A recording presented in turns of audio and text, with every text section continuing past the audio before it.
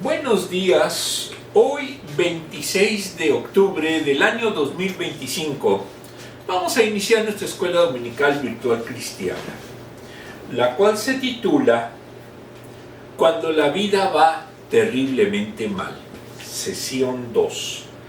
Muy bien, como siempre vamos a iniciar con el material, que en este caso coincide tanto en español como en inglés, de la educación de la escuela dominical para adultos de la ICY, que es de la Convención Bautista del Sur. Idea central: incluso las interrupciones duras nos sitúan donde Dios puede usarnos. Si usted siente que algo se hizo en su vida que no lo merecía, todo tiene un plan, todo es parte de un modelo que Dios ha elegido para usted. El nacimiento de una jirafa es algo impactante. Primero, la cría recién nacida cae al suelo a más de 3 metros de altura. Luego su mamá la patea muy fuerte. Esto hace que la cría intente ponerse de pie. ¡Ay, qué mamita! Pero esos zancos que tienen en lugar de piernas rara vez funcionan en el primer intento. ¡Bam! Una segunda patada hace que la cría se caiga. Este ciclo de patadas, no lo hagan las mamás, por favor. Intento y caída se repite hasta que la bebé jirafa encuentra su tambaleante equilibrio. Hasta que, ¡bam!, la mamá la patea otra vez para que aprenda a levantarse y ponerse en movimiento de inmediato, o los depredadores la atraparán. Tengo algunas cosas en común con un bebé jirafa. Primero, me han derribado. 2, me han pateado mientras estaba en el suelo. 3, me han pateado las personas de las que esperaba amabilidad. ¿Te sientes identificado? José sí. Su vida fue interrumpida por personas malvadas, injusticias dolorosas y dificultades brutales. Sin embargo, su respuesta centrada en Dios ofrece una ruta confiable a través de la conmoción y las lágrimas de los duros golpes de la vida. Vamos a hablar entonces de otra etapa de José el Soñador, que incluso hay películas, hay obras de teatro, pero lo importante y es el patriarca principal del cual surge el pueblo de Israel. Muy bien, vamos a ver ahora el post. Aquí vemos en el post que dice Death End, esto es camino terminado, o la muerte termina. Hasta ahí llegaste en una palabra. En la sesión 2 es la portada del material que estamos utilizando. Muy bien. La Biblia, Génesis 39, del 21 al 23. El Señor estaba con él y no dejó de mostrarle su amor. Hizo que se ganara la confianza del guardia de la cárcel. Recordemos que a José lo mandaron injustamente a la cárcel porque se negó a traicionar a su patrón con su esposa. 22. El cual puso a José a cargo de todos los prisioneros y de todo lo que allí se hacía. José tenía un don muy especial, porque era ante todo una persona a la que se le podía confiar. Y tan es así que incluso en la prisión, el superintendente de esa prisión le daba a su custodia a los demás presos. 23. Como el Señor estaba con José y hacía prosperar todo lo que él hacía, el guardia de la cárcel no se preocupaba de nada de lo que dejaba en sus manos. En una palabra, era una persona confiable, aún en la cárcel. En el post vemos aquí a José, que estaba en la cárcel. Ya sabemos que no sabemos cómo era José. Podemos imaginarnos que era pues alguien no de piel blanca, porque los judíos no tienen piel blanca en lo general, y menos en aquel tiempo, y entonces pues era el encargado de estar atendiendo a los presos. Contexto. Vamos a ver primero lecciones de liderazgo de José.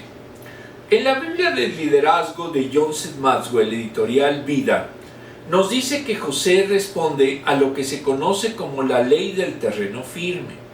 Y narra que, primero, cuando fue vendido como esclavo, desarrolló capacidad y organización en el palacio a cargo de Potifar.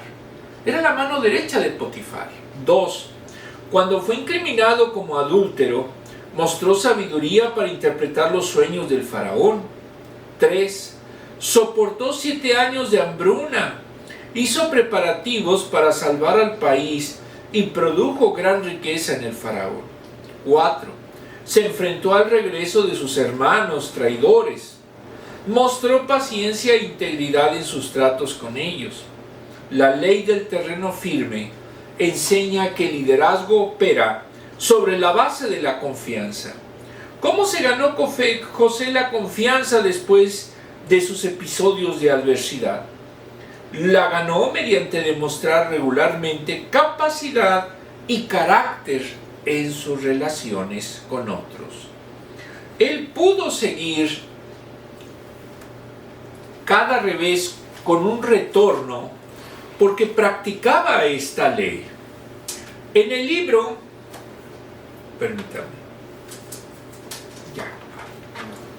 en el libro Las 21 leyes de liderazgo, en la Biblia, del mismo autor, editorial Grupo Nelson, José responde a la ley del proceso y nos dice que los líderes nacen y se hacen. Todos nacemos con ciertas habilidades y dones. Incluso puede ser que alguien nazca con dones de liderazgo, más fuertes que otros. Pero la capacidad de liderar es una colección de aptitudes de las cuales todos pueden aprender y mejorarse. No todos llegarán a ser grandes líderes, pero todos pueden ser mejores líderes.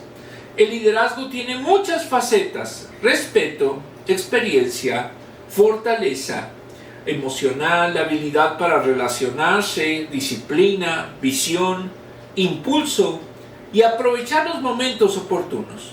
Es un conjunto complejo de habilidades, muchas de las cuales son intangibles. Desarrollarlas requiere tiempo, y es ahí cuando la ley del proceso entra en juego, porque el liderazgo se hace diariamente, no es en un solo día. Es como invertir con éxito en la bolsa de valores. No ganará una fortuna en un día. La mayoría de los inversionistas exitosos participan a largo plazo. Pero las personas sobrevaloran la importancia de los eventos y subestiman el poder de los procesos. Queremos soluciones rápidas, ganarnos el premio gordo, el dinero que cuesta 50 años, tenerlo que lo queremos en 50 minutos. Eso no existe en el liderazgo. Lo más importante es lo que se hace día a día, a largo plazo. El evento y proceso se distinguen en lo siguiente. Vamos a ver una tabla.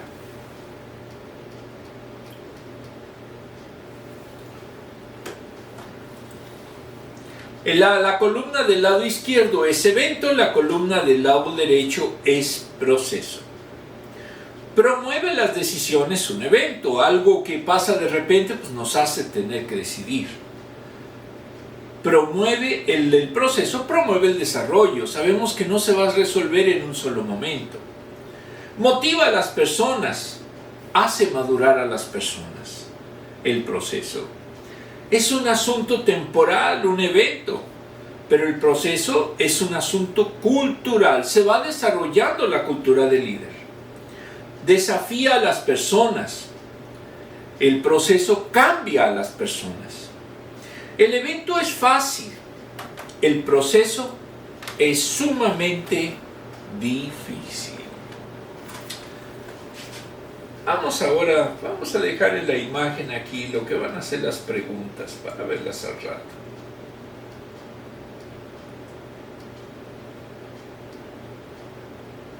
Muy bien. El secreto de nuestro éxito puede verse en nuestra agenda diaria. Allí se ven prioridades, pasión, habilidades, relaciones, actitudes, disciplinas personales, visión e influencia. Examine lo que hace una persona día a día, lo que usted hace día a día, y sabrá quién es o qué es usted como persona y en lo que se está convirtiendo. El proceso de aprendizaje es continuo, resultado de la autodisciplina y la perseverancia. La meta de cada día debe ser mejorar un poco a fin de edificarse sobre el avance logrado ayer. Si desea ser líder, la buena noticia es que puede serlo. Todos tenemos el potencial, pero no se logra de la noche a la mañana. Requiere perseverancia y jamás se debe de ignorar la ley del proceso. El liderazgo no se desarrolla en un día, es un proceso de toda la vida. José es un claro ejemplo de esto, como vemos en Hechos 7 del 9 al 18. Por último, en el libro El líder sabio, de asociación, editado por la Asociación Casa Editora Sudamericana, de Alejandro Bullón, tomaron una característica que tuvo José. Él siempre buscó y obedeció a Dios. El principio de su sabiduría fue el temor a Dios, Proverbios 1:7. Si la sabiduría es la clave de la excelencia, la Biblia enseña que Dios es el Señor de la sabiduría. Por eso los necios desprecian la sabiduría y sus enseñanzas, Proverbios 1:7. No existe otro lugar donde el ser humano pueda encontrar sabiduría a no ser en Dios. Santidad, a no ser en Dios. Santiago dijo que si alguno quiere sabiduría, pídasela a Dios y Él se la dará.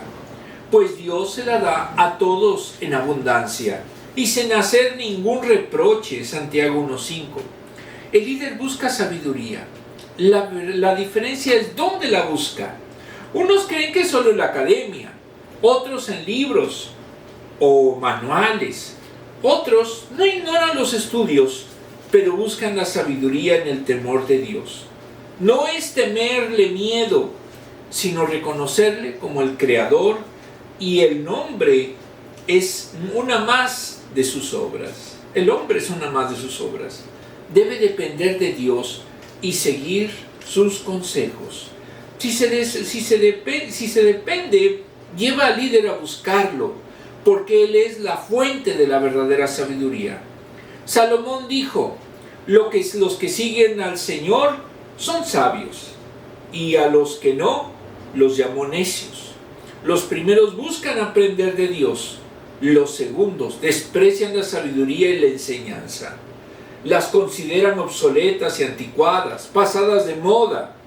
Establecen su propio patrón de sabiduría. ¿Qué es lo que hace el deconstructivismo? El deconstructivismo habla de que en lo subjetivo es lo único que va a contar. Y a raíz de allí, de esa subjetividad, es entonces en donde comienza a destruirse y luego tratar de construir, pero no ha funcionado. Los versículos 21 al 23. En el libro Comentario Bíblico de Moody de Charles L. Pfeiffer, editorial Portavoz, nos dice respecto de estos versículos que en su estancia en la prisión no era agradable, pero Dios estaba con él. Podía entonces disfrutar de consuelo y fortalecimiento. En el libro Comentario Bíblico Contemporáneo de René Padilla y otros, editorial Kairos y otras, incluso cuando fue enviado injustamente a la cárcel, a José le siguió yendo bien, convirtiéndose en la mano derecha del encargado de la cárcel. Y aún allí, Dios lo hizo prosperar en todo. 39:23. Cuando nos señalemos el libro, nos referimos a Génesis. Desglose. Conoce a José. Es un adolescente, pero su vida parece una telenovela. Primero nació en una familia disfuncional. 2, sus hermanos fueron brutales, conspiradores y abiertamente inmorales. 3, es el favorito de su padre y sus hermanos lo odiaron por eso. 4, Jacob, que era el padre de ellos, le regaló una túnica de diversos colores, dándole posición de primogenitura, dividiéndose más con sus hermanos. 5, Dios le dio sueños que anunciaban su preeminencia en su familia, y José se lo contó a su familia, a sus hermanos, el favorito de papi con derechos de primogenitura. Y grandes sueños de influencia futura. Sus hermanos lo vieron caminando hacia ellos en un área remota. Entonces sucedió algo vil. Como lobos se abalanzaron sobre José y lo vendieron como esclavo. Destrozaron su túnica para que pareciera que había muerto a manos de una bestia salvaje. Y regresaron a casa con una mentira para decirle a su padre y un secreto que enterraron profundamente. En una tarde pasó de ser el heredero mimado de la familia adinerada a un esclavo con destino a Egipto, donde Potifar lo compró. Era funcionario del faraón. Él era el capitán de la guardia del faraón. José sintió injusticia, dolor e ira. Todos llevaron heridas infligidas por otros. Podemos permanecer en el campamento del dolor, recordando cómo nos han hecho daño y lo que nos costó. Y surgen preguntas como, ¿dónde está Dios en todo esto? ¿Cómo pudo Él permitir que esto me pase a mí? Pero si lo vemos con otra perspectiva, Dios no lo abandonó. Él estuvo con él y puede estar contigo en el viaje. En Génesis 39, José tenía que tomar una decisión. Pudo dejar que los que otros le habían hecho definiera su vida y convertirse en un hombre endurecido y amargado. O pudo confiar en Dios, el dador de los sueños. Él tenía un propósito que no lo vio ni podía ver. José eligió a Dios y marcó toda la diferencia. Dios estaba con él. Versículos 2, 3, 21 y 23. Hebreos dice que Dios no desampara, no nos deja. Podemos decir que el Señor es nuestro ayudador. No temeré lo que me pueda hacer el hombre. Versículos 5 y 6. ¿Suma como José? No. La confianza en Dios guarda su corazón y lo abrió a la bendición de Dios. Cada vez que se menciona la presencia de Dios con José, su obra prosperó.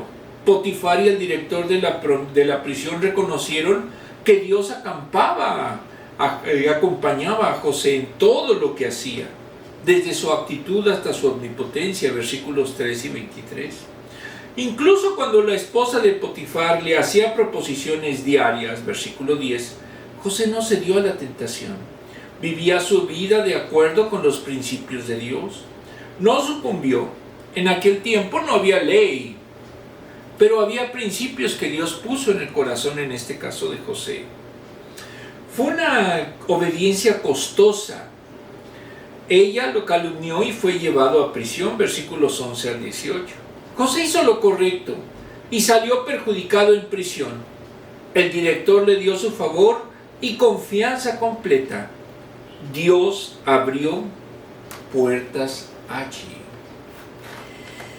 José fue realmente una víctima en todos sentidos. Primero de sus propios hermanos. Después, en su momento, de la esposa de su jefe, de Potifar. Y finalmente lo mandan a prisión sin él hacer nada. Al contrario, por hacer la voluntad divina. Muy bien. Vamos a ver las preguntas. Aquí no hay preguntas en inglés porque todas son iguales en inglés y en español. ¿Qué es lo que más te gusta ver o experimentar en el zoológico? Pues los animales, pero también en su momento lo triste es que están encerrados. Hay lugares en donde sí tienen libertad los animales, pero aún así vale la pena que tengan esa libertad, sobre todo cuando tienen un problema en cuanto a que estén por extinguirse. Ahí sí se necesita apoyar. ¿Cuándo has sentido la bondad del Señor extendida especialmente hacia ti? Como lo he dicho, desde el momento en el que Dios nos concedió a mi esposa y a mí estar aquí. Ese es algo muy bondadoso de Dios, y más en estos momentos en que es tan difícil vivir en este país. Muy bien, vamos a continuar. Génesis 40 del 5 al 8. Una noche los dos funcionarios, el copero y el panadero, tuvieron cada uno un sueño, cada sueño con su propio significado. A la mañana siguiente, cuando José fue a verlos, los encontró muy preocupados.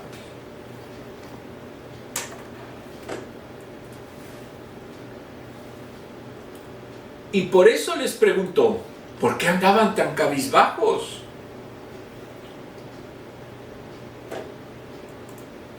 Los dos tuvimos un sueño, respondieron, y no hay nadie que nos lo interprete. ¿Acaso no es Dios quien da la interpretación?, preguntó José. ¿Por qué no me cuentan lo que soñaron?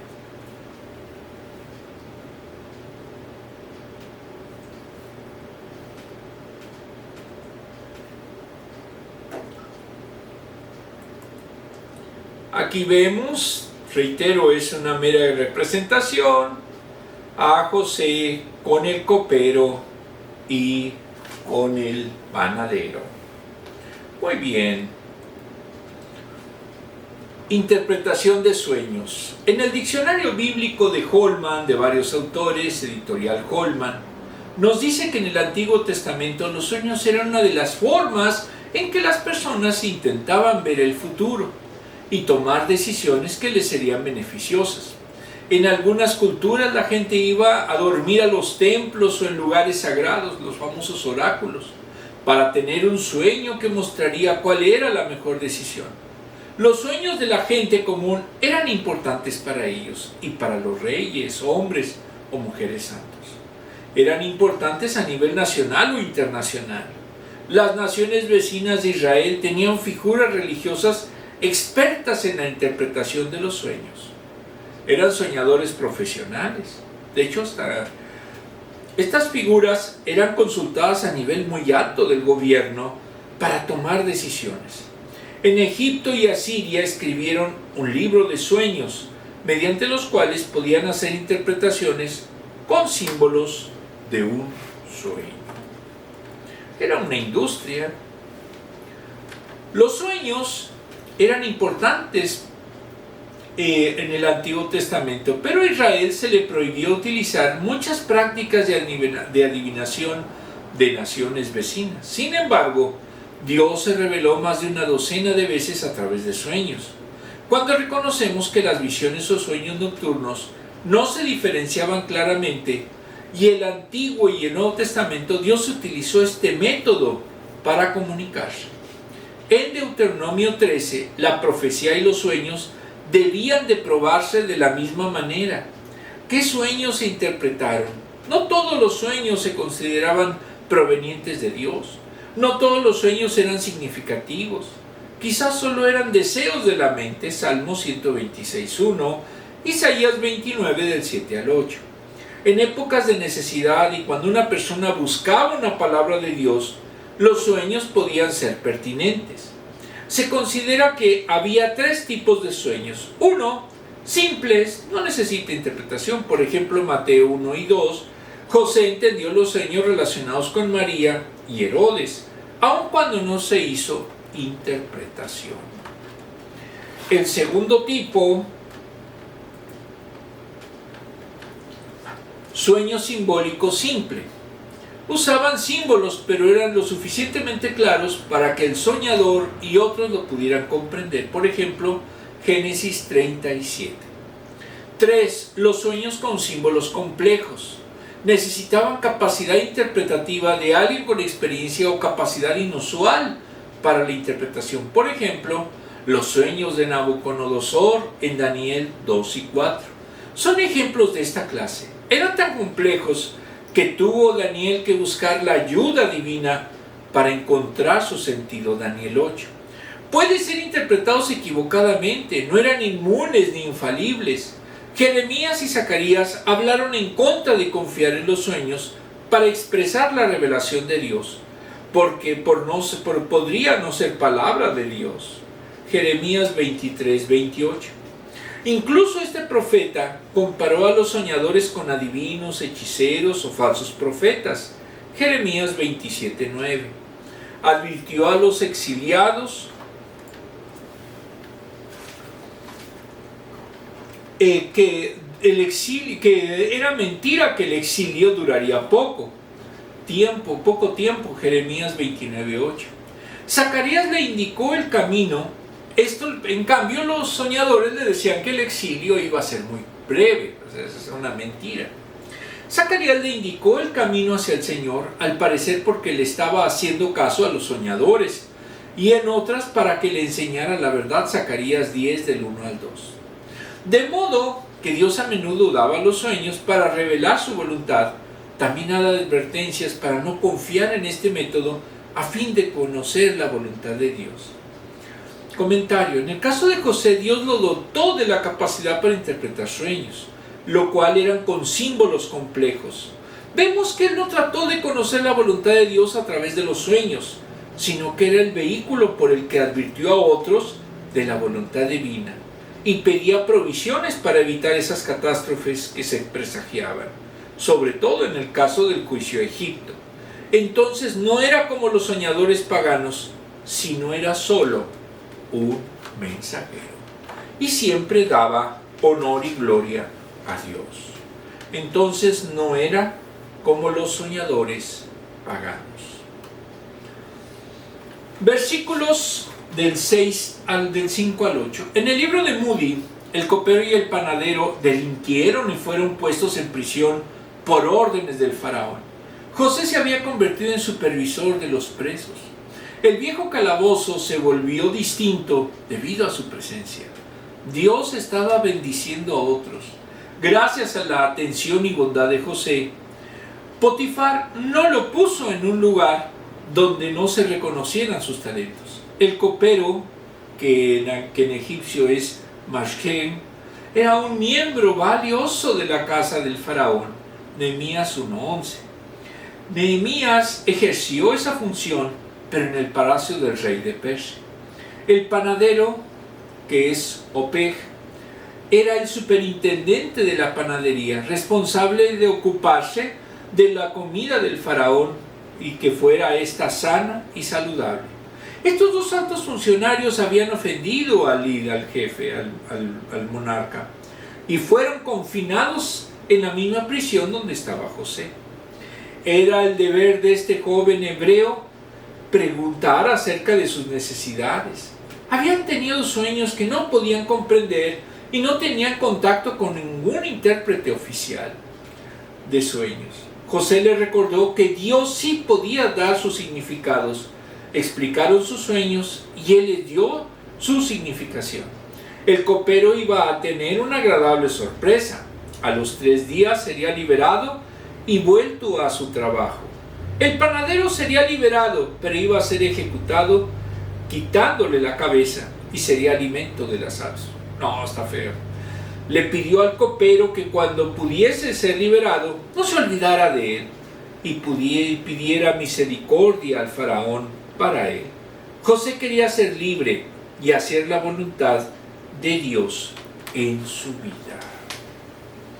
Cuando vemos esto, aquí vemos la mano maravillosa de Dios. Aún estando en prisión, aún siendo esclavo, Dios lo bendijo. Dios hizo que todos tuvieran confianza. Ya vimos por qué. Porque era un líder. y era una persona que sabía organizar y que daba confianza. Potifar puso su casa a su cuidado y el jefe de la prisión puso la cárcel propiamente a su cuidado, lo que demuestra que tenía dones de liderazgo que Dios le había dotado. Si usted tiene esos dones pero no los quiere utilizar en la iglesia o en ningún lugar, pues qué lástima, porque la realidad es que puede hacer mucho bien si de verdad tiene esos dones. Versículos 5 al 8. En el libro de René Padilla, en esa cárcel cayeron el copero y el panadero del faraón. Debieron ser cargos graves porque eran parte de la seguridad del monarca. Aquí, José descubrió dos dones más: sensibilidad a las necesidades de las personas y dos, la capacidad de interpretar sueños. Esos sueños proféticos que tuvo de joven estaban aflorando ahora en el añadido de que podía interpretarlos. El sueño del copero fue interpretado en el sentido de que a los 3 días recuperaría su puesto y le pidió que no se olvidase de él. Pero el copero no cumplió su promesa, 40:23. En cambio, con el panadero le dijo que iba a ser liberado también a los 3 días, pero sería colgado en un árbol para ser devorado por las aves. Esta era una demostración que esta habilidad provenía de un don dado por Dios, y demostraban los sueños, los vaticinios, sino que Dios estaba a cargo de la historia, en medio y por encima de las decisiones humanas. Desglose. Cuando vamos a hablar de un lugar alejado de Dios, nos imaginamos un lugar duro, desolado y miserable, que no es apto para el desarrollo humano. La prisión le pasó factura a José. Afligieron sus pies con grillos en la cárcel. Fue puesta su persona. Salmo 105:18. Nunca me han desposado ni encadenado a una pared. El trauma de su confinamiento envolvió la vida de José. Se sentía claustrofóbico. Toda una existencia se reducía a la longitud de sus cadenas en una celda, posiblemente ubicada bajo tierra. Se preguntó: ¿qué estás haciendo, Señor? Dios, ¿qué hago ahora? Estoy atrapado.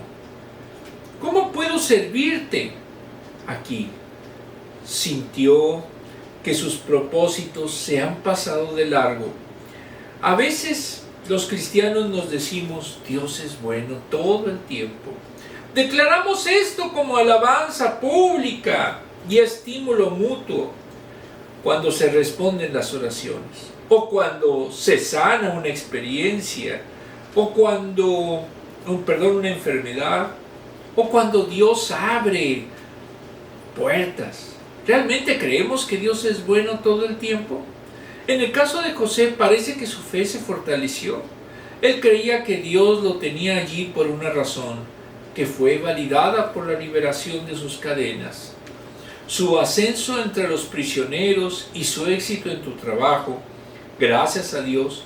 Entonces, cuando los 2 asistentes del faraón le contaron a José sus sueños confusos, Dios le permitió interpretarlos. El copero sería liberado y restaurado al servicio del faraón en 3 días, mientras que el panadero sería liberado y ahorcado el mismo día.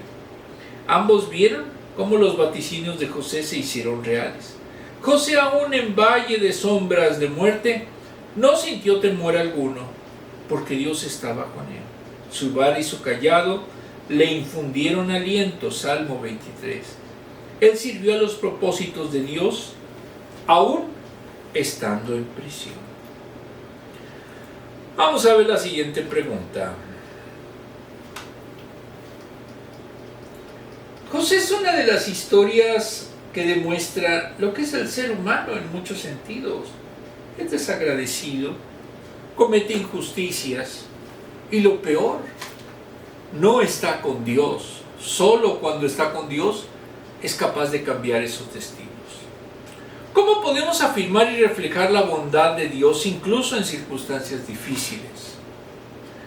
Simple y llanamente, teniendo la oración, teniendo una conducta intachable, podemos en su momento ser, y sobre todo ser fraternos, podemos reflejar esa voluntad y esa forma que Dios quiere que nosotros tengamos.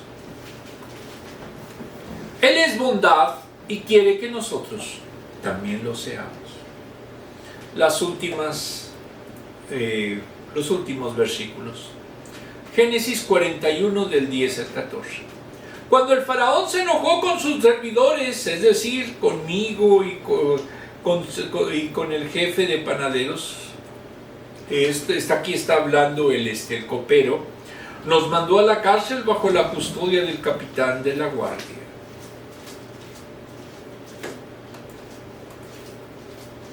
Una misma noche los dos tuvimos un sueño, cada sueño con su propio significado.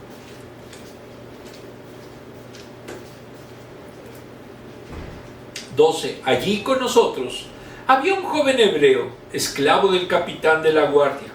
Le contamos a nuestros sueños y a cada uno nos interpretó el sueño.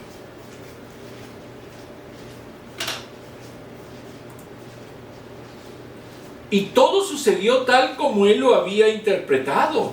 A mí me restituyeron mi cargo y al jefe de panaderos lo ahorcaron.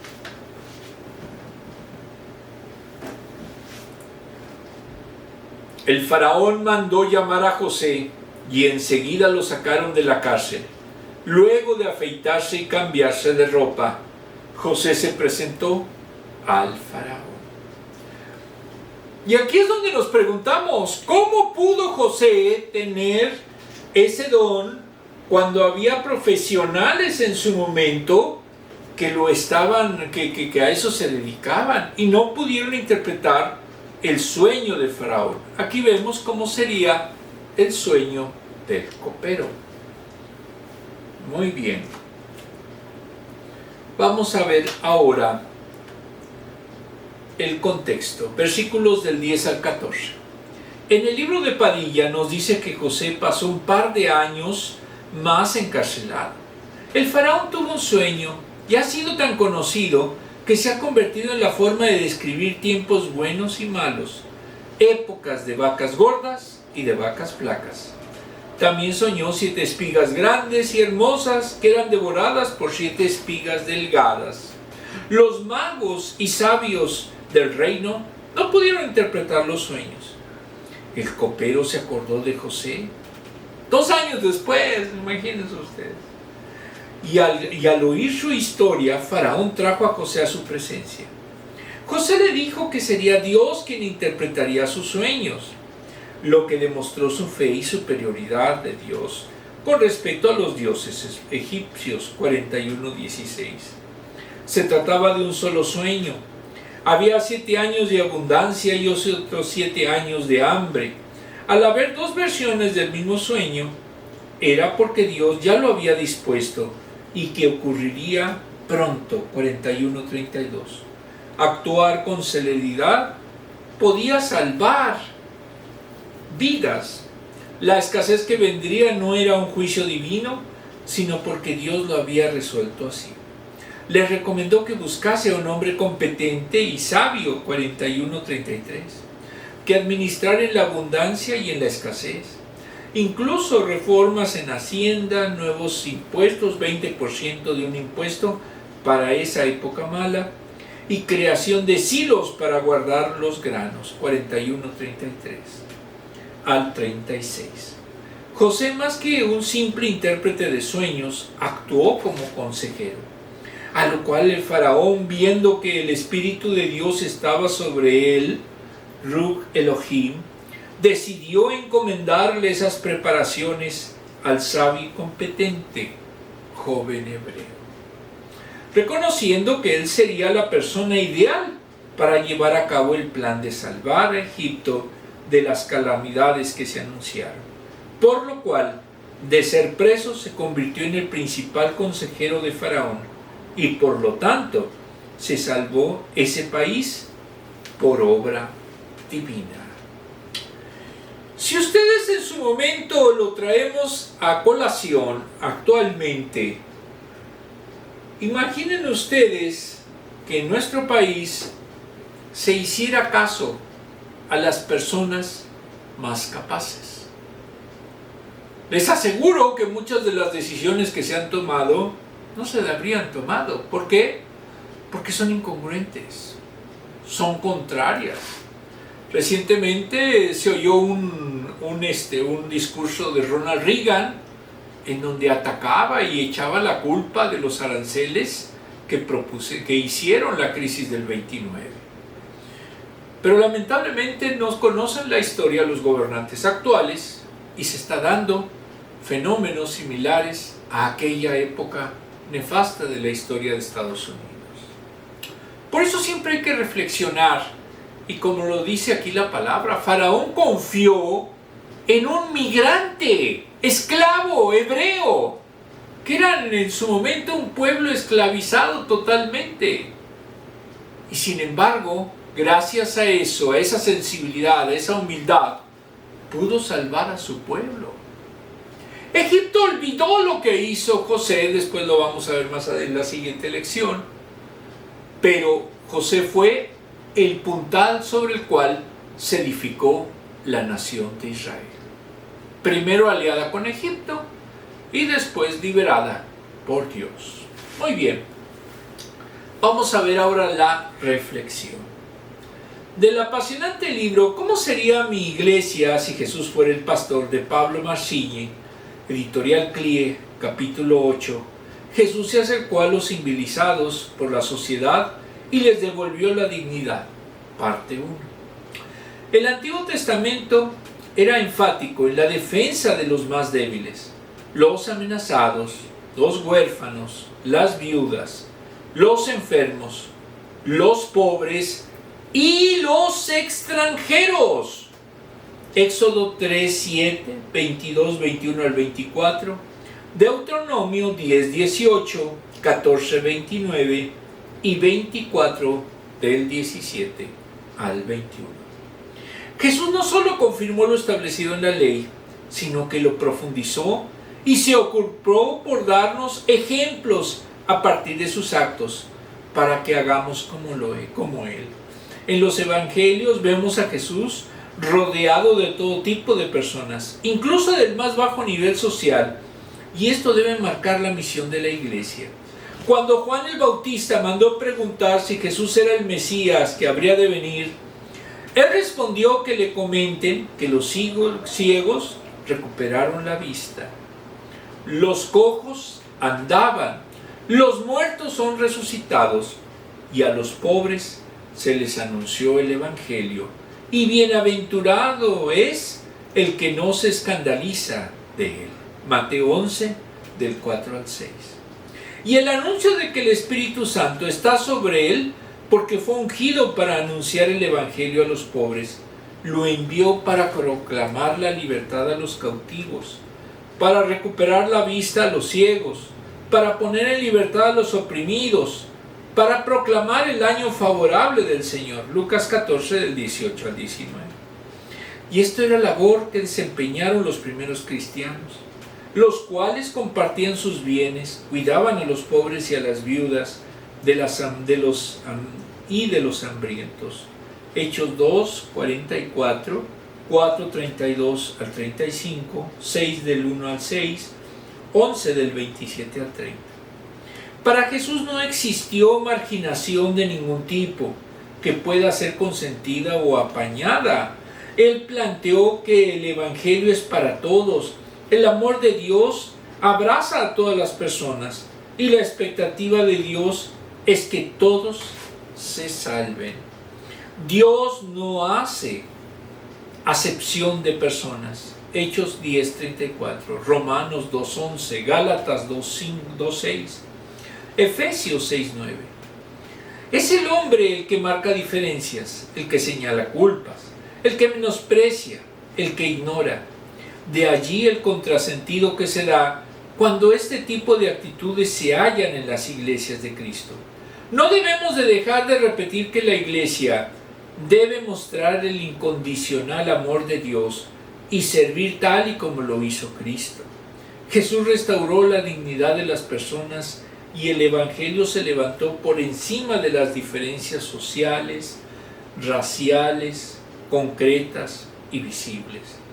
En el contexto del Imperio Romano del siglo I, como un puente tendido por la sangre de Cristo, que eliminó toda pared divisoria y toda marca de estigmatización. Gálatas 3, del 28 al 29. Más allá de las diferencias, los cristianos tenían un elemento superador que los unía en amor. Pablo dijo que hay un solo cuerpo y un solo espíritu.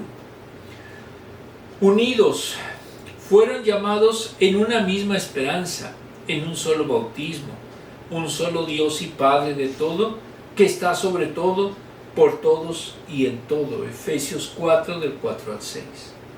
El sentir de Jesús es que todos seamos uno más allá de nuestras diferencias, como aparece en su oración al Padre.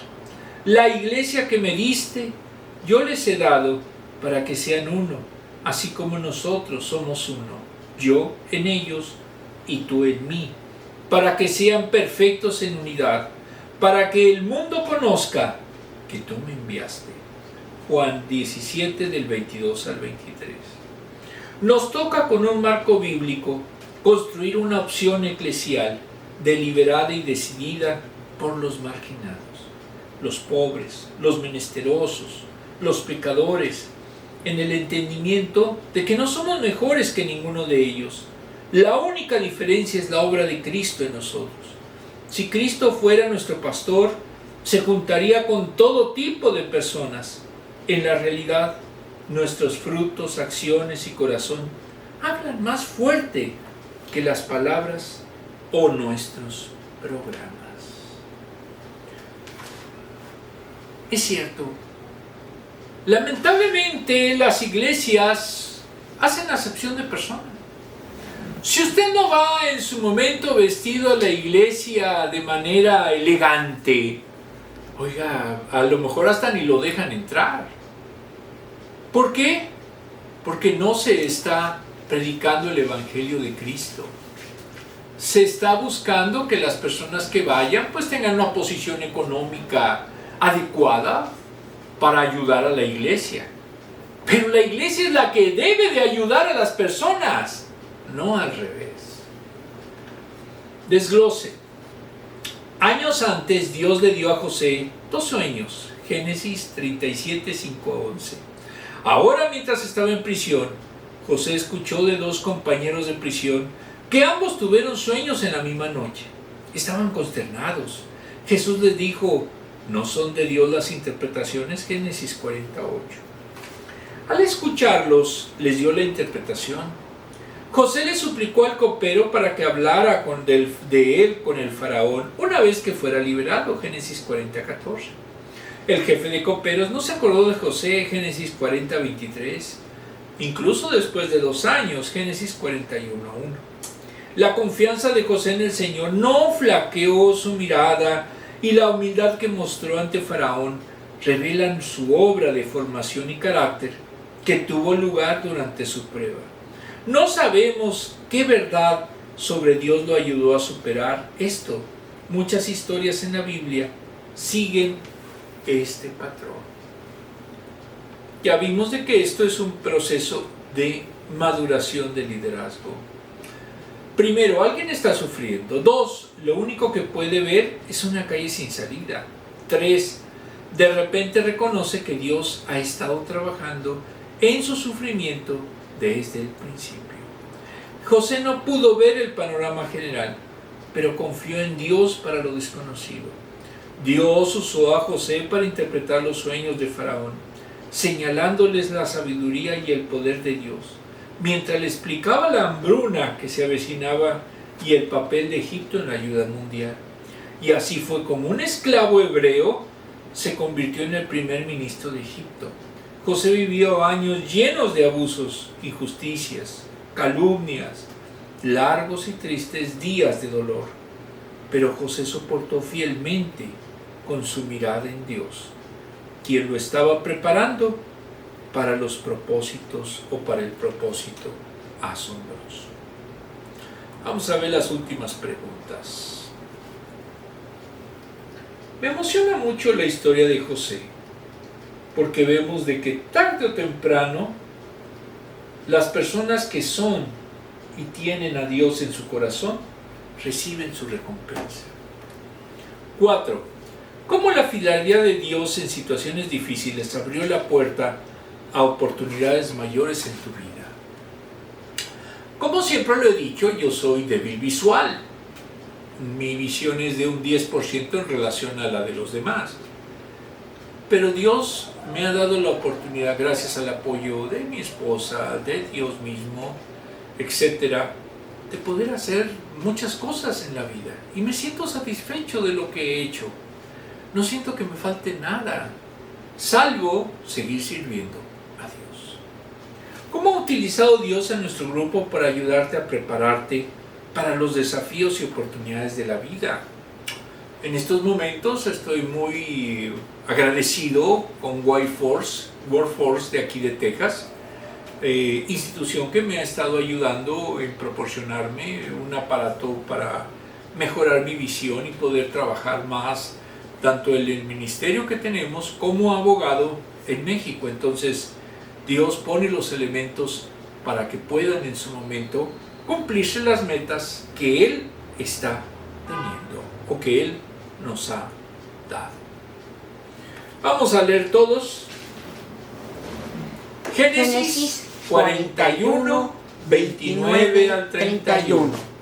Están por venir 7 años de mucha abundancia en todo Egipto, a los que le seguirán 7 años de hambre que harán olvidar toda la abundancia que antes hubo. Génesis. Falta. Tan terrible será el hambre que nadie se acordará de la abundancia que antes hubo en el país. Génesis 41, del 29 al 31. Amantísimo Padre, espero que este mensaje llegue a personas que están en este momento sufriendo, que están teniendo pruebas muy difíciles, que piensan que Dios las ha abandonado, porque en la realidad los está puliendo como hizo con José para que pudieran hacer cosas maravillosas. Y usted también puede hacerlas si confía en Dios, si cree en sus promesas y sobre todo si es fiel a su voluntad. Todo esto, Señor, te lo pedimos y agradecemos esta lección en el sagrado nombre de nuestro Señor Jesucristo. Amén. Nos vemos el próximo domingo.